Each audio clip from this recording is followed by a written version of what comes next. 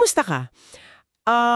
Alam mo, madalas sa mga grupo or team, naranasan mo na ba yung parang ang bigat ng hangin, yung may issue pero parang walang gustong magsalita, yung tila may elepante sa kwarto, ganun. O kaya yung banggaan ng, alam mo na, malalakas na personalities.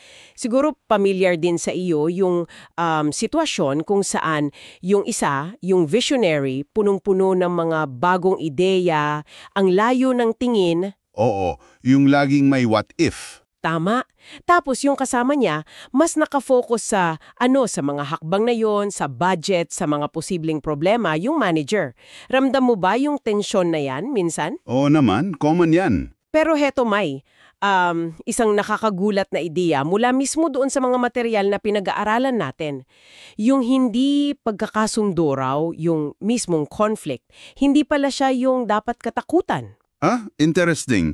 Ano raw yung mas delikado? Yung katahimikan daw, yung pag-iwas sa mga mahirap pero importanteng usapan, sinasabi pa nga na yung conflict parang imbitasyon ito, isang chance para patibayin yung relasyon at linawin yung mga goals. Akala kasi natin pag walang gulo, okay na, no? Yun nga eh, pero baka hindi pala laging ganon. Kaya dito sa ating pag-uusap ngayon, sisilipin natin yung mga gabay at practical na paraan mula sa mga source na ito para harapin yung mga ganitong challenge. Ang misyon natin, tuklasin kung paano ba sadyang bubuuin yung pagkakaisa at makikita mo itong mga pinagkukunan natin, may yaman talaga sa insights, may mga biblical roots, tapos may mga very practical na strategies. Oo. At saka, alam mo, napapanahon talaga itong usapan na to. Kasi yung mundo ngayon parang mas lalong polarized, di ba? Tapos, ang daming pagkakaiba sa generation, sa kultura, lalo na sa workplace. Tapos, ang bilis pa ng pagbabago. Ang isang mahalagang punto doon sa mga binasa natin, yung tunay na sukat daw ng kalusugan ng isang grupo, hindi yung walang conflict, kundi kung paano nila hinaharap yung conflict. Yun ang importante. Okay. Kung ganun pala, bakit sinasabi sa mga material na parang mas critical na matutunan natin ito ngayon? Ano yung nagpapabigat sa panahon natin ngayon? Well, binibigyan din nga na mas komplikado ngayon. Yung mga team mas diverse na. Iba-iba ang kultura, generation, pati communication styles. Tapos idagdag mo pa yung constant na pagbabago. Kailangan laging mag-adapt. Yung mga leader o grupo na umiiwas sa conflict o hindi marunong humawak nito ng maayos, sila yung posibleng mapag-iwanan o masira yung pinaghirapan nila. Nakakatakot yun. Oo, pero yung mga natututong harapin ito ng maayos, sila yung nagiging mas matatag, mas credible, mas resilient. Sila yung parang nagiging symbol ng hope kumbaga. Okay, para mas maintindihan natin yung pinanggagalingan nito, may isang part sa sources na tinitingnan yung ugat gamit yung kwento sa Genesis. Dito medyo lumalalim yung usapan natin. Oo, maganda yung analysis doon. Ginamit yung kwento sa Genesis 3. Sinasabi doon na yung ugat ng hidwaan, hindi lang simpleng pagkakamali. Mas malalim, isang relational rupture, pagkasira ng ugnayan. Nagsimula daw sa pagkasira ng tiwala una sa Diyos, tapos sa kapwa, pati sa sarili.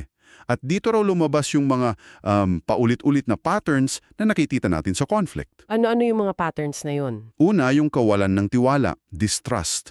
Yung nagiging suspetyoso ka na agad sa motibo ng iba. Kahit wala pang ebidensya. Oo.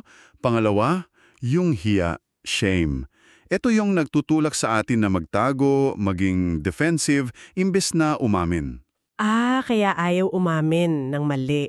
Tama. Pangatlo, yung paninisi, blame. Yung automatic reaction na ituro yung iba. Pamilyar ba yung Adan kay Eva, si Eva sa ahas? Classic yan. At pang-apat, yung pagnanais na maging malaya o makapangyarihan, desire for autonomy, power. Yung gusto ko maging tulad ng Diyos na nagiging power struggle, agawan sa kontrol. Kaya pala. Minsan kahit parang naayos na yung issue sa labas, may latak pa rin, no? May sama pa rin ang loob. Kasi may mas malalim na dynamics na kailangang i-address, hindi lang yung surface problem.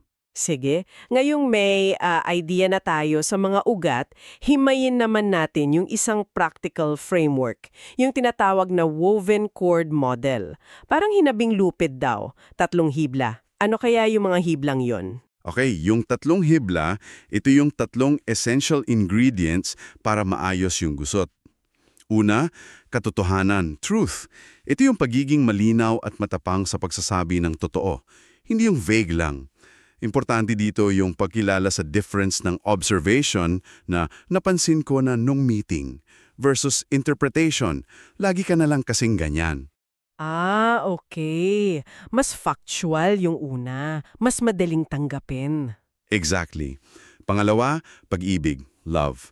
Hindi lang to feeling kundi choice. Yung i-prioritize mo yung relasyon over sa pagiging tama. Kasama dito yung active listening. Makinig para umunawa, hindi para manghuli ng mali. Mahirap yan pag mainit ang ulo. Totoo. At pangatlo, pagpapakumbaba at pagsisisi. Humility and repentance. Ito yung willingness na aminin yung sarili mong contribution sa gulo. Yung ako rin naman kasi. Tapos, hindi lang sorry kundi may kasamang pagbabago talaga. Concrete change. Ang ganda ng balanse nung tatlo. Kasi kung truth lang, baka ang harsh. Kung love lang, baka walang accountability. Tapos parang yung humility yung nagbubuklod sa dalawa. Merong bang steps, parang guide kung paano ito gagawin? Meron, pero hindi siya rigid checklist ha. More like guideposts. Una, maghanda. Bago pa magkagulo, build trust na. Pangalawa, mag-pause at manalangin. Huwag mag-react agad. Calm down muna. Importante to. Pause. Oo. Tapos, ilapit ang issue. Initiate the conversation, preferably privately muna. 'Di ba? Parang yung sa Matthew 18 principle. Then, makinig ng malalim. Focus ka talaga sa sinasabi at nararamdaman ng kausap. Tapos, magsalita ng katotohanan ng may vulnerability. Be honest, pero own your part din. Tapos, makipag-ayos sa pagkumpano. Maghanap ng concrete solutions. Paano aayusin? At gawing ritual ang pagkakasundo. Mark the end of the conflict. Maybe simple lang. Lastly, matuto at baguhin ang sistema. Anong lessons learned? May kailangan bang baguhin sa process? Mukhang thorough na proseso yan. May example ba kung paano to nagamit sa, alam mo na, real life? Oo, may binanggit na workplace scenario. May manager na mabilis mag-decide tapos na demoralize yung team. So ginamit nila itong framework. Nagkaroon ng facilitated session. Doon narinig ng manager yung specific examples, truth. Tapos sa tulong ng facilitator, nakaamin siya sa pagkukulang niya, humility and repentance. Wow! Dahil doon, nagkaroon ng open discussion tungkol sa better decision-making process. Nag-agree sila sa feedback system, love and repair. Ang resulta, naayos yung issue, na-preserve yung dignity, bumalik yung trust, at tumaas pa yung productivity. Nahabi nga yung 3 hibla. Galing! Magandang example. Pero alam mo, madalas may mga specific types of conflict talaga, no? Isa na yung nabanggit mo kanina, yung visionary versus methodical leader. Pamilyar talaga to. Naku, sobrang common. Yung isa, future-focused, big ideas.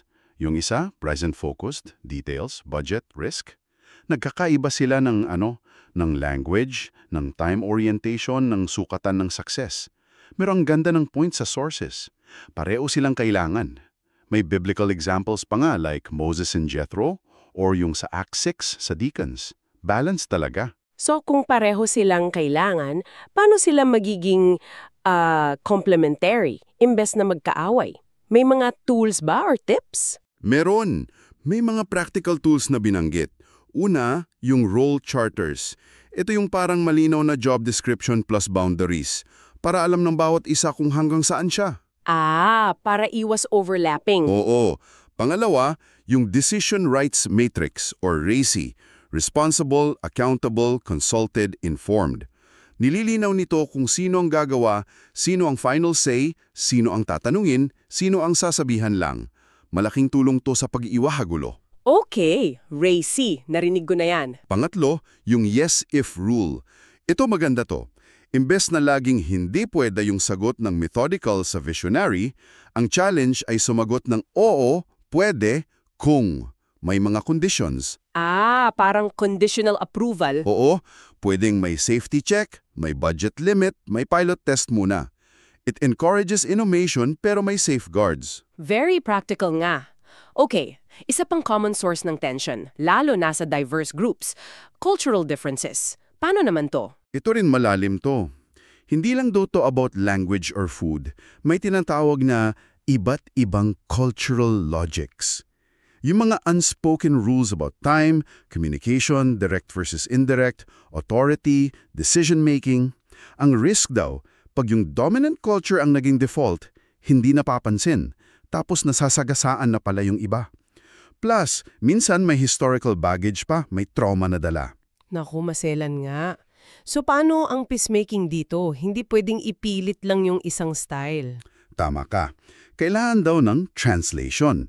Hindi lang ng words, kundi ng norms at processes.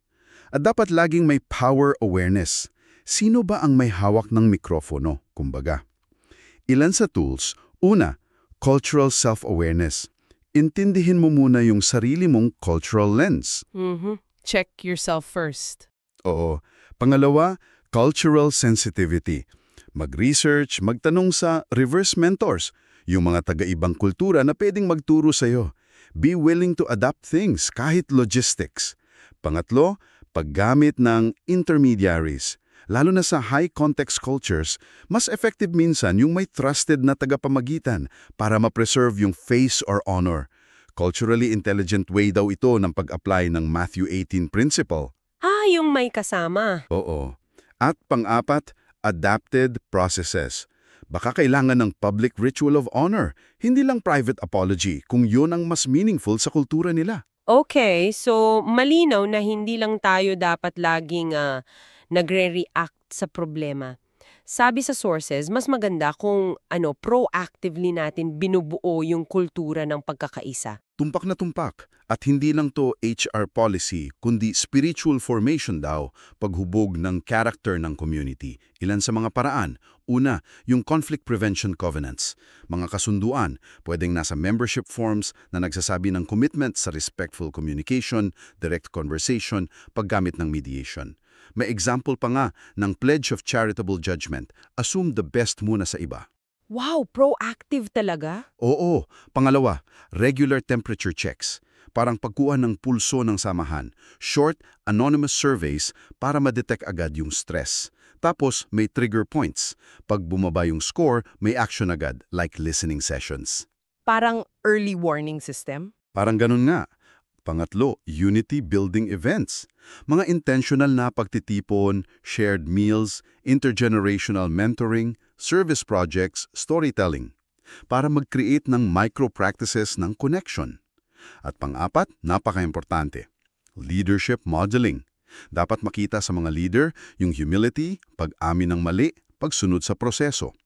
Sabi pa nga, minsan kailangan ng public confession ng leader. May nabanggit nga ang kwento dun sa Grace Community Plant. Muntik na raw mahati yung church dahil sa conflict ng leaders.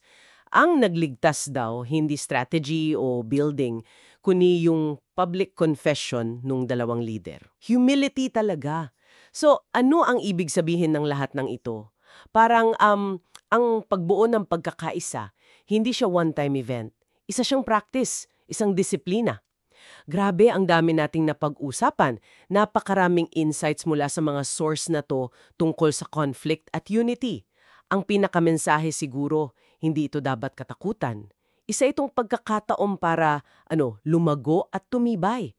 At may mga prinsipyo at very practical tools tayong pwedeng gamitin. At ang pinakaugat siguro ng lahat, base sa binasa natin, ay yung intentional na pag-cultivate ng habits at ng isang kultura. Kultura ng pakikinig, ng humility, ng pag-amin at pagpapahalaga sa relasyon at pagkakaisa. Higit sa pagiging tama lang. Kaya Para sa iyo na nakikinig sa ating pagtalakay, iiwan namin itong isang tanong para pangnilayanan mo galing sa mga napag-usapan natin. Kung ang conflict ay hindi ang tunay na kalaban, kundi ang katahimikan, anong mahalagang usapan ang marahil kailangan mong simulan ngayon para mas mapalakas pa ang inyong samahan, ang inyong team o ang inyong komunidad, hanggang sa susunod nating malalimang pagsuri?